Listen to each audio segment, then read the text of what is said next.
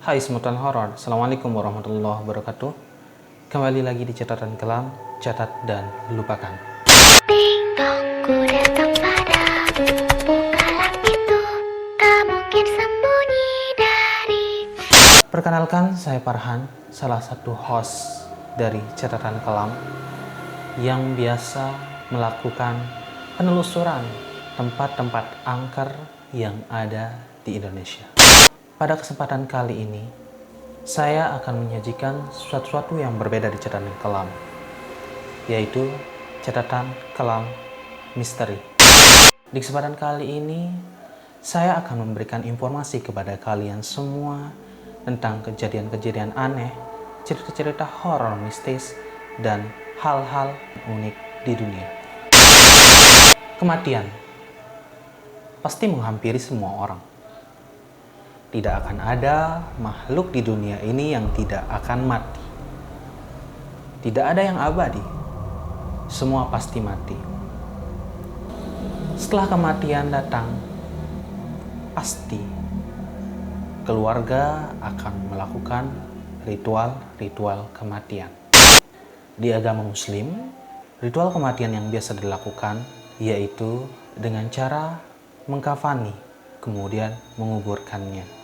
Di agama Kristen atau Katolik, mereka mendanani jenazah, kemudian dimasukkan ke peti dan dikuburkan.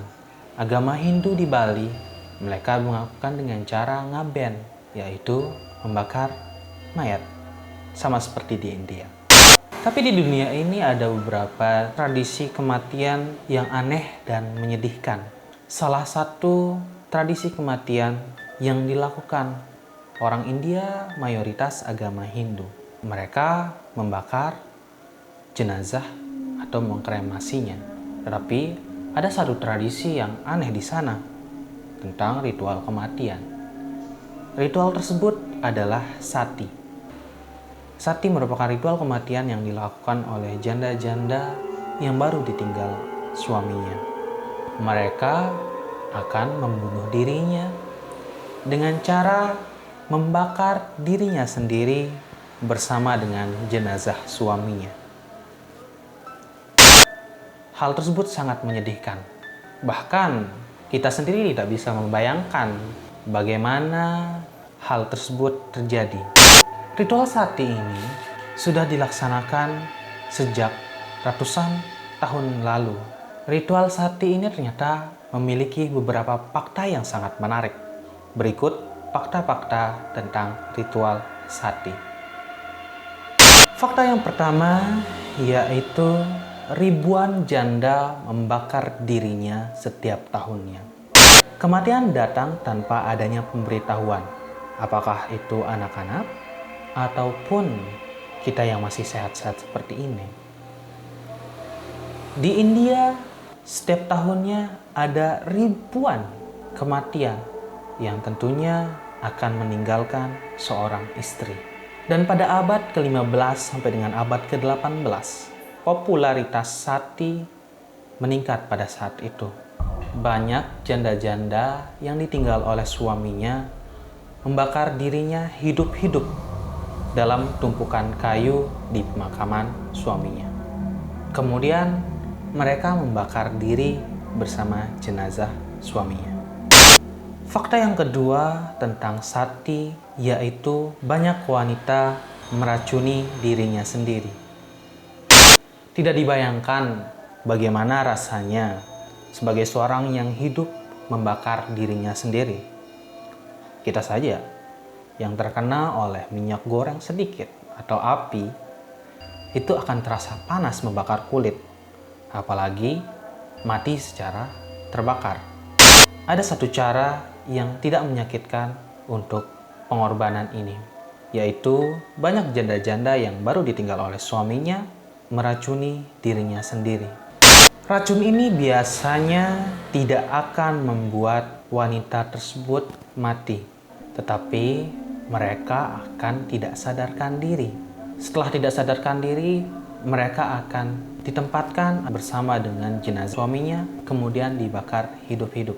Di lain waktu, para janda-janda ini selain memilih untuk meracuni diri sendiri, mereka memilih untuk digigit oleh ular atau menyayat pergelangan tangannya menggunakan pisau untuk membunuh dirinya sendiri secara perlahan agar tidak tersakiti ketika dibakar. Fakta yang ketiga yaitu wanita hamil tidak diizinkan untuk melakukan sati. Selalu ada aturan seputar sati. Salah satunya adalah wanita yang sedang merawat anak atau anak yang sedang membutuhkan perawatan seorang ibu atau ibu-ibu yang sedang hamil tidak boleh melakukan sati. Hal tersebut dilihat sebagai pengorbanannya bersama seorang anak-anaknya. Jadi ketika seorang istri yang ditinggal suami tetapi dia sedang merawat anak atau sedang hamil, itu tidak izinkan untuk melakukan sati. Karena pengorbanan untuk melahirkan dan merawat anak adalah sama dengan pengorbanan melakukan sati. Fakta keempat yaitu orang kaya tidak wajib melakukan sati. Di ritual sati ini ada satu fakta yang menarik, yaitu orang kaya tidak wajib untuk melakukan sati. Salah satunya yaitu orang-orang yang berkasta Brahmana. Di kehidupan sosial India, terdapat beberapa kasta. Salah satunya adalah kasta Brahmana. Kasta Brahmana adalah kasta tertinggi dalam komunitas India. Dalam ritual sati, kasta Brahmana tidak wajib melakukan sati karena akan mengacaukan suatu komunitas. Jika seorang Brahmana mati, maka tidak wajib untuk sang istri mengikuti kematian suaminya.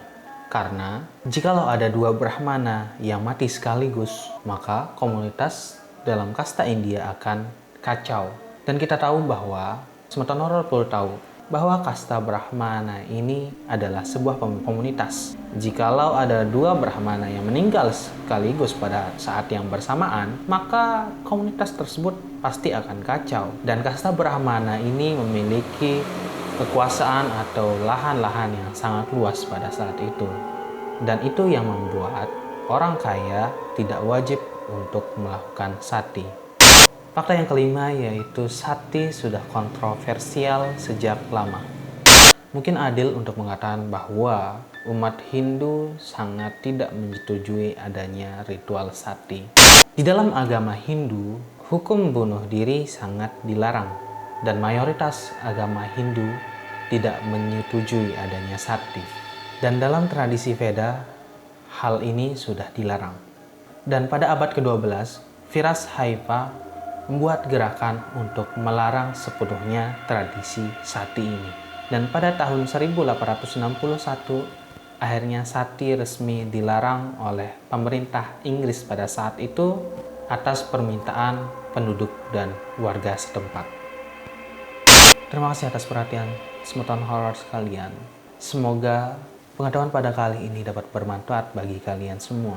Terima kasih dan selamat malam. Assalamualaikum warahmatullahi wabarakatuh.